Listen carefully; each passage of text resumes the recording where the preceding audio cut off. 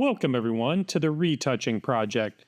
In this project, I'm going to talk about different tools we can use for fixing up photos. I'm going to go through mostly destructive editing as well as some artificial intelligence items you can use when retouching photos.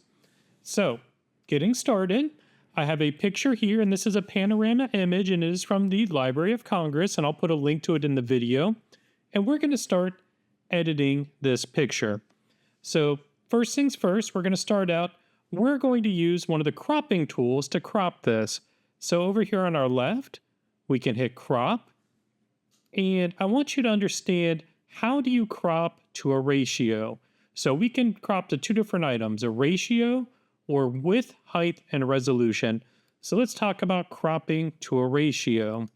I'm going to make this image, let's say 3:1. And you'll notice the box looks like this. If I change this to 4:1, notice my box gets a lot wider. So maybe for this project, we need a 4:1 ratio for our crop. So what I'm going to do is grab my bars here, and I'm going to start to crop this. If it looks like the image needs to be straightened, we could also straighten at this point. I think if I look at my horizon line, right here as I moved it, that looks a lot straighter. All my edges are inside, and I'm going to go ahead and hit accept. So now that I've cropped this image to a ratio, let's talk about some of our retouching tools. So before we retouch, I want to take this down to a simple black and white image. So we're going to get rid of all the color information. To do that, To do that, we can change the mode of an image. So we can go up here to Image, Mode, and we're going to change this from RGB down to grayscale. And when I do that, it is just going to discard everything. As I said, this is destructive. Photoshop is like, this is what you want to do, let's do it. Go ahead and discard. So now my image is set to black and white. Now, let's start looking at how to adjust some of these items. So we're going to start with some of the oldest tools in the book and work our way up. So one of the oldest tools in Photoshop is what's called the rubber stamp tool or the clone stamp tool.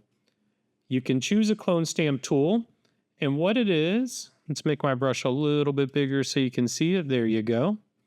What the clone stamp tool is, it allows you to copy an item from one place to another. So a quick example, you see this dome right here. If I wanted to copy this dome over here, I would hold down Alt or on a Mac Option, and I would set my point. This is the point where I want to start the copy. So we're going to say right here. And then I'm going to move my mouse over here. And as I click and color, you'll notice it is copying over that dome right there. And that is your clone stamp tool. You're literally cloning from one section to another. I'm going to undo that. The way it works, you have to hold down Alt or Option, click, and then copy to another area. And that's how you can quickly and easily duplicate from one place to another. As a retouching tool, this works well. So let's look here at our bar going up and down. I could use my clone stamp tool. I can grab some of this gray here, I can move over, and I can come down and start getting rid of stuff. Oh, but then it starts to get weird down here. So clone stamp tool is one way to fix this image. I'm going to undo it. Other ways. After the clone stamp tool, let's just start talking about the healing brush tool. The healing brush tool is a little bit different. I'm going to increase my brush size to show you. It works very similar to the clone stamp tool, but it adds in some extra functions.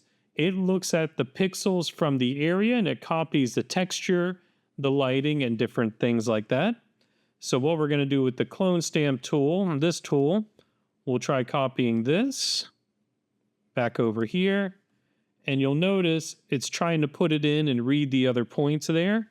This one works a lot better for doing different items. It'll try to make items match and fit in slightly better. Some things work better, some things don't. It's one of those, you just got to kind of experiment with it and see if you can get it to work. Better than the clone stamp tool is a spot healing brush.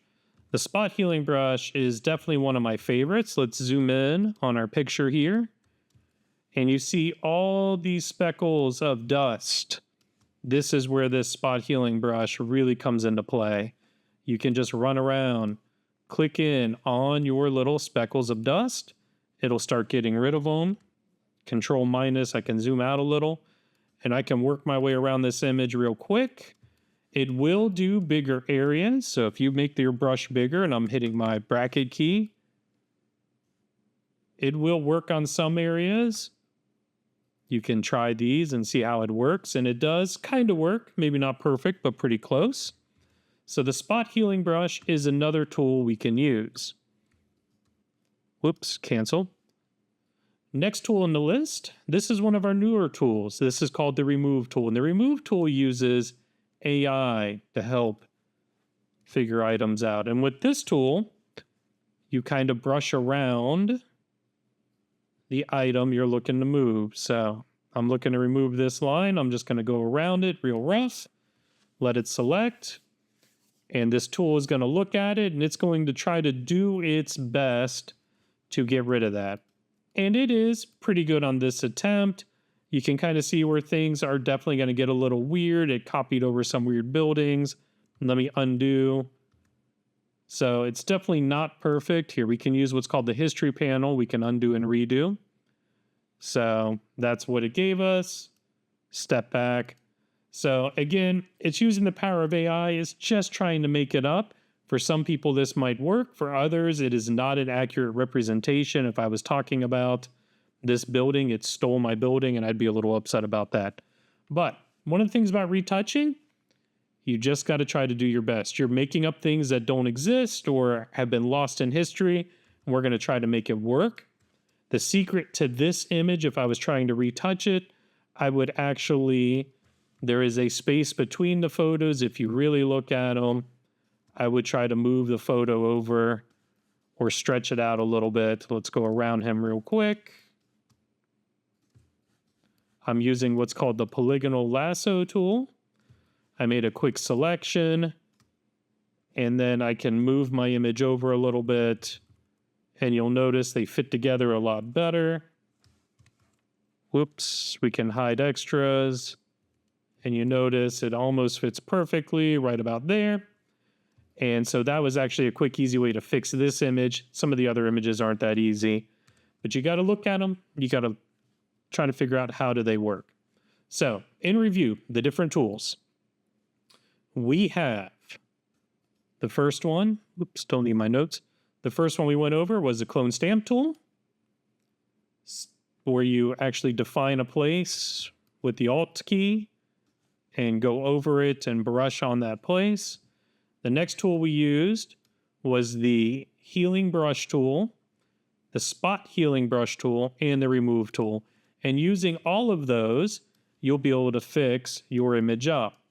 You can also use one more tool, which is called the patch tool. The patch tool is a little bit different. It's one where you draw around an item, and then you try to find pixels that are similar to help recreate it. I didn't really test this, so we're kind of winging it, but let's see how it does. And notice it will try to patch the area. Not bad. Maybe not the best. If I was going to do this one now, I would probably, let's go back to the patch tool. I would probably do a edit and try to do a generative fill. Generative fill will not work because we're in black and white. We'd have to be in color, but you could try to do a generative fill to get rid of that as well. All right, moving on. With this video, I also want to show you how to colorize an image. Colorizing images is very easy. Let's double click the hand. You can zoom out. To colorize an image, we have to take it back to RGB. So you have to change your image mode to RGB color. And then you can add a new layer. You can give it a name. We'll call this water. And you're going to set that layer blend mode down to color. Then you can take your regular brush tool right here, and you can pick a blue color, and you can start coloring items. And I'm going to use a big brush. You guys can use a smaller brush and take your time to show you how you can quickly and easily fill this in with a color. So this layer is now filled. Some things to know about brushes. You guys notice it's kind of bleeding over on the edges. Let me undo the brush tool. When you guys use brush tools, there are some settings you can play with. One of them here is the hardness of a brush.